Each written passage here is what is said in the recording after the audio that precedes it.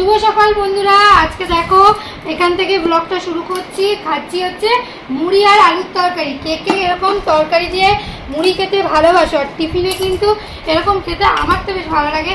আজকে first time রিয়ানকেও খাওয়াবো, কারণ আমার আজকে রুটি করা হয়নি, তার জন্য রিয়ানকে এটা খাওয়াবো। দেখি কি বলে ও। না এই যে দেওয়া দেখেই আগে জল দেবো, জল দেবো আগে, আগে নিয়ে নাও। আগে এটা খাও, পরে জুস খাবে। একটা জুস কিনে এনেছে, ওটা খাওয়ার জন্য পাগল।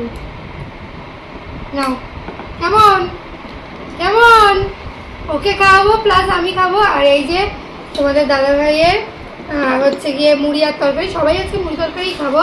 আমি একটু মুড়িটা ভালো করে তরকারিটা দিয়ে ভালো করে মেখে তারপরে খেতে একটু বেশি ভালোবাসি।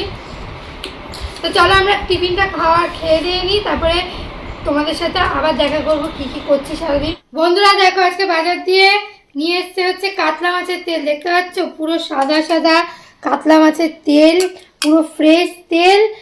তো কারা কারা এই তেল খেতে ভালোবাসো অবশ্যই কিন্তু কমেন্ট করে জানিও। আর আমি এটাকে ভাবছি কি করব, ভাবছি একটা বেগুন আছে, আলু আছে, তো এটা দিয়ে করে নিই কিছু একটা। তো চলো এটাকে রান্না করতে হবে, তাছাড়াও আমার রান্না বাকি আছে। আর তোমরা কীভাবে এই কাতলা মাছের তেল খাও সেটাও প্লিজ আমাকে কমেন্ট করে জানিও।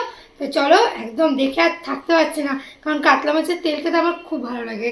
আর দেখো বা সাইডে আর ডিম রয়েছে, মানে আজকে জমে যাবে। বেগুন কেটে নিচ্ছি, তেলটা ভাজবো, তার জন্য এরকম ছোটো ছোটো করে বেগুন কেটে নিয়েছি। ঠিক এরকম করেই আবার আলুও কেটে নেব, কেটে নিয়ে তারপরে হচ্ছে তেলটাকে ভাজবো আমি।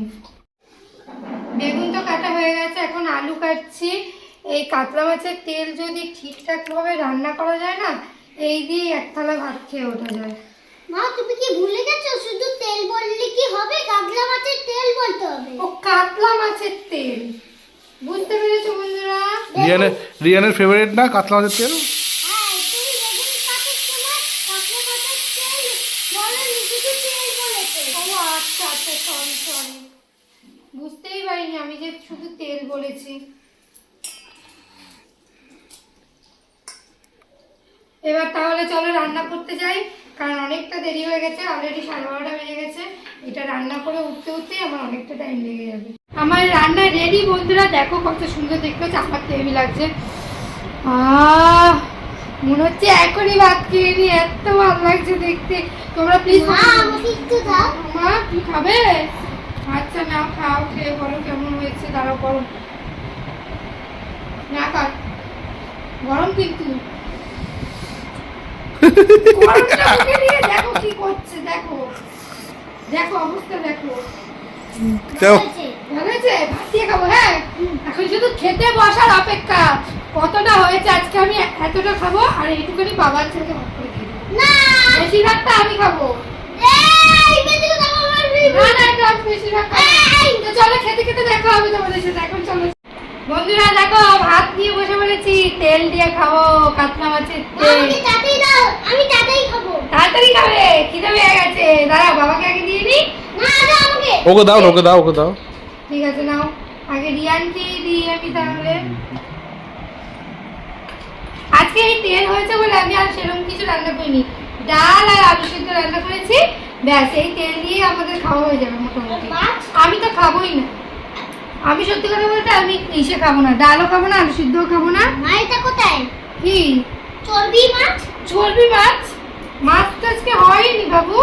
চর্বি মাছ ছিঁড়ে গেছে। যেটা বলেছিলাম সবাইকে কম দেবো, আমি বেশি নেবো। এটা আমার, এটা আমার। তো বন্ধুরা তোমরা বলো কারা কারা এরকম ভাবে খেতে পছন্দ করো, ঠিক আছে? আমাকে আরেকবার দাও। কেন? আমার মাথায় কম বলবি কেন? ও ঠিক আছে ঠিক আছে, নাও দিয়ে দিই একটুখানি, না একটুখানি দিয়ে দিচ্ছি। শুধু আলু? তো যাই হোক, আমি তো এই পুরো ভাতটা এই তেলটা দিয়ে খাবো, না খাবো ডাল, না খাবো আলু সিদ্ধ। তো আমি আজকে মন ভরে ভাত খাবো, এতটা ভাত খাবো। আর তোমরা কারা কারা আমার মতন এরকম তেল দিয়ে ভাত খেতে ভালোবাসো অবশ্যই কিন্তু কমেন্ট করে জানিও। তো আজকে আর ব্লগটা কন্টিনিউ করছি না, শান্তি করে ভাত খেতে হবে। তো কথা বলে তো ভাত খেতে পারবো না। তো চলো আজকের মতন টাটা, সকলে ভালো থেকো, সুস্থ থেকো। আর যদি অবশ্যই ভিডিওটা ভালো লাগে তো বন্ধুদের সাথে, পরিবারের সকলের সাথে একটু শেয়ার করে দিও। তো চলো আজকের মতন টাটা।